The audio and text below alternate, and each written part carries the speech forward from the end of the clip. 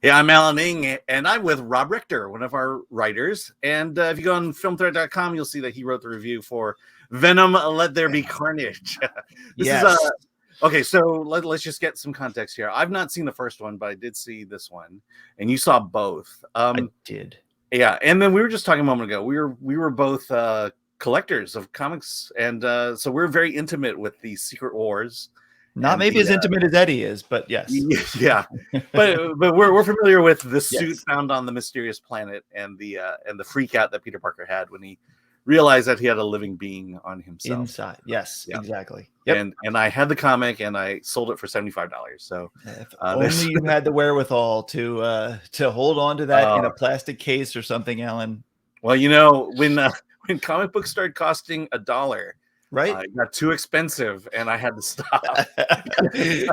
The end of an era. I know.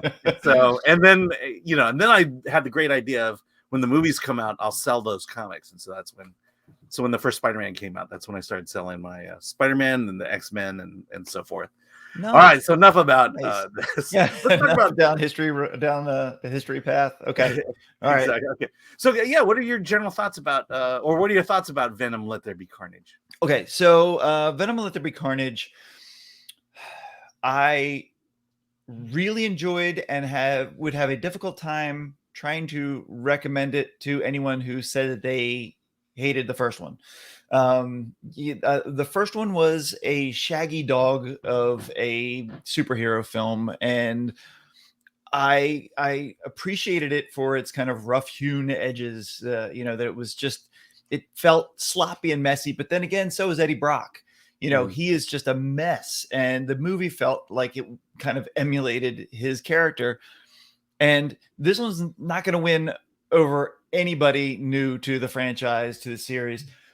But after being steadily fed this kind of Marvel formula where the rhythms are just, you know, they're so repetitive. Like we know exactly when someone's going to make a quick joke. We know when a cameo is going to appear. We know when an Easter egg is going to happen.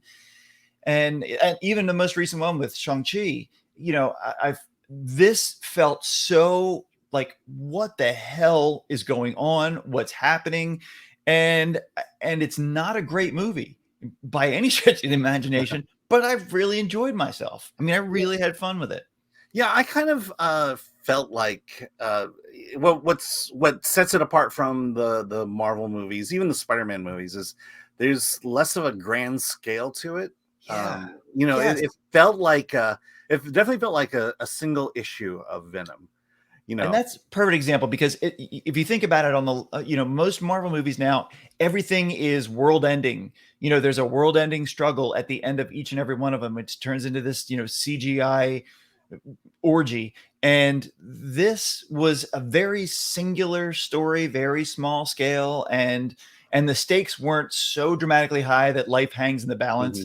But yet it you know, it still had enough of thrills at the end to keep us occupied. Yeah, I will say that I think we got close to a CGI orgy. Oh, no doubt. I'm not saying that it wasn't there. Yes, there was definitely a lot of CGI tornadoes and whatnot in there. But that said, it wasn't like a, you know, end of the world kind of scenario like we're used to. Again, I haven't seen the first one, but I would imagine, and this tends to be the thing about why the first movies are always better than the subsequents, because I would guess that the first movie, the heart of the story was this conflict between Eddie Brock and Venom, right? and kind of working the way through this relationship to where we have it at the beginning of this movie, and I feel like that is the story of this one. And this one is kind of like, well, now that they're best friends, lovers, maybe.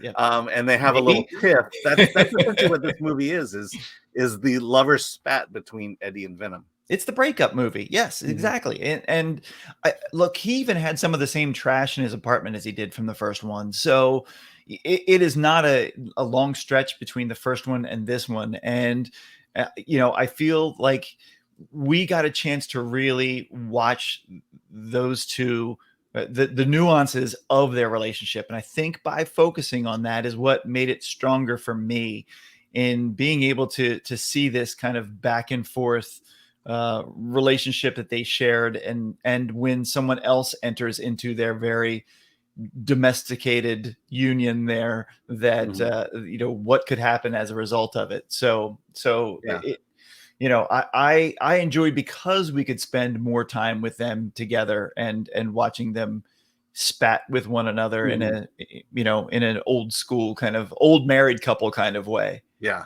And I think you get that sense because it's directed by Andy Serkis. The story is by Tom Hardy, so he has a lot of investment in this story. And I think what I like is that there's this Eddie's talking to this disembodied voice, and it felt much more organic than I've seen in other attempts at someone arguing with a ghost, or whether that always felt like that the dialogue was written after the fact, and it seemed to be much more organic in this one, which I think I agree with you. It's a good film.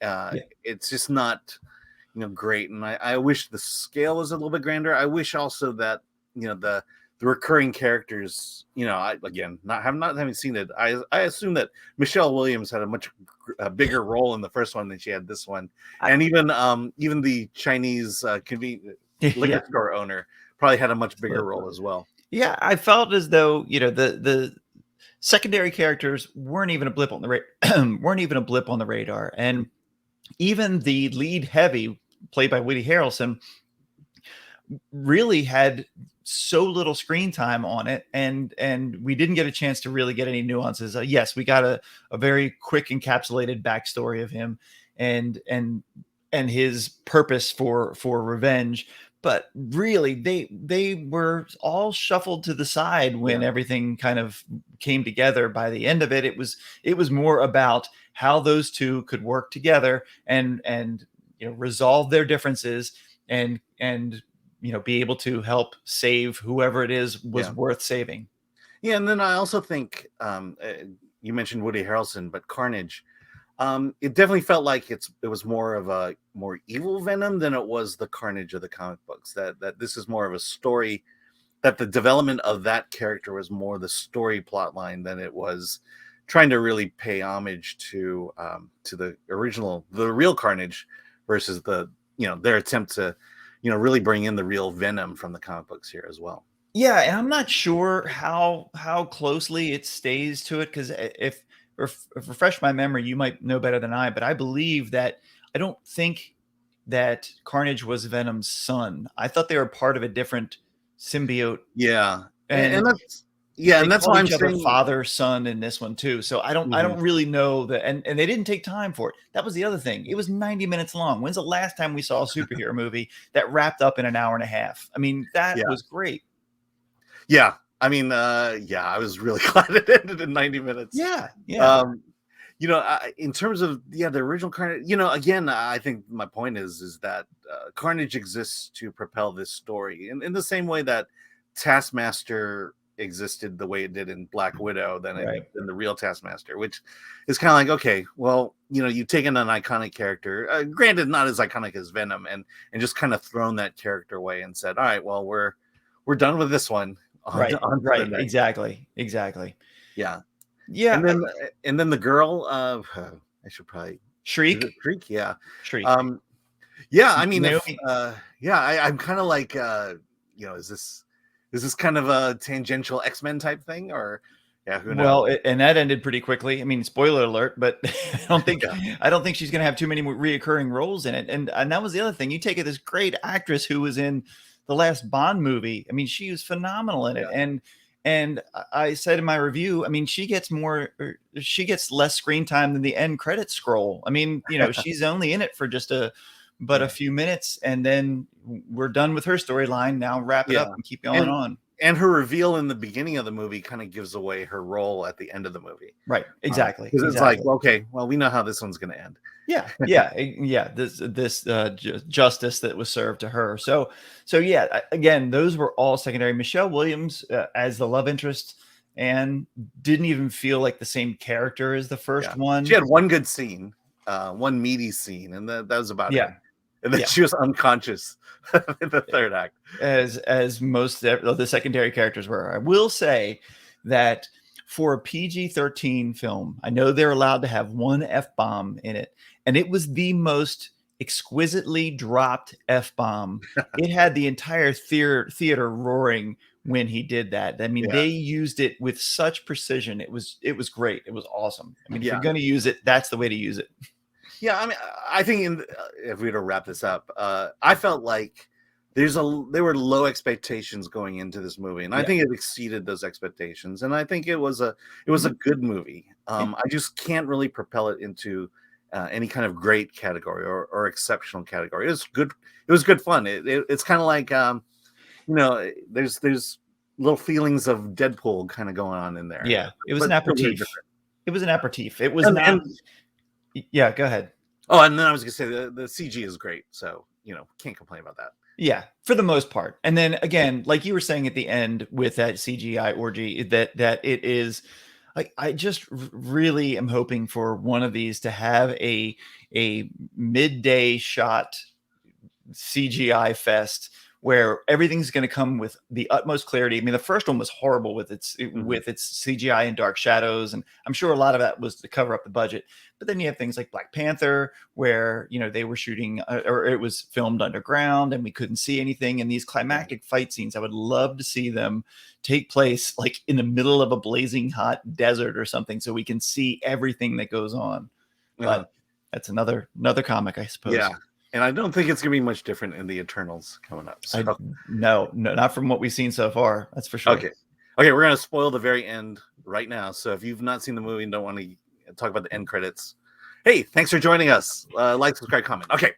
So, I mean, any feelings about, the Jade, the fact that, hey, we're connecting this to the Marvel universe.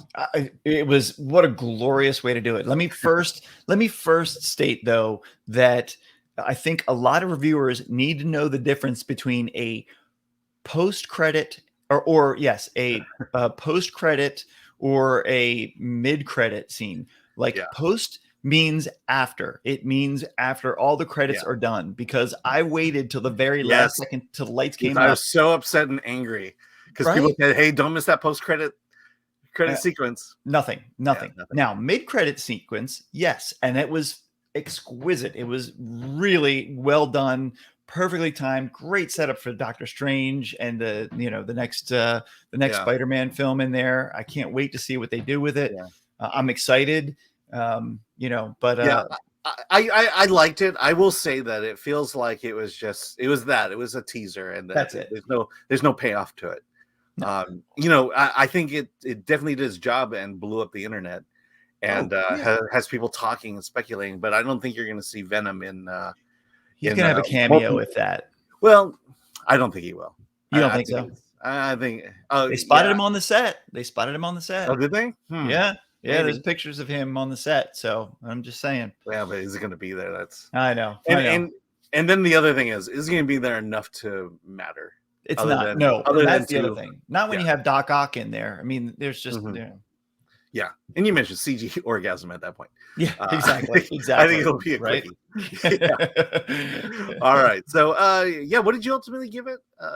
Was it? I think a 6.5, 7, something like that. Yeah, I mean, I gave it 7. It was solid and it was entertaining for 90 minutes. But beyond that, it's not one that I'm going to remember, and it's going to stay in the upper echelon of the canon of superhero films in there. But for 90 minutes, I was completely taken out of the world, and I just had fun with it. Nothing overstayed its welcome. Everything wrapped up, nicely, and I except the hair. Everyone's hair, they had the worst hair in this entire film. Everyone's haircut was just the most, like, it was just this follicular monstrosity that rivaled any symbiote you could imagine. I mean, it was horrible. Whoever did that. Anyway. Okay. All right. So no Academy Awards for hair and makeup. No. Okay. So, hey, with that, what did you think of Venom? Let There Be Carnage. Let us know. Like, subscribe, comment. Let's get engaged here. That's what the internet wants. That's what the algorithms are all saying. So let's engage. All right. So with that, let's get out of here. All right.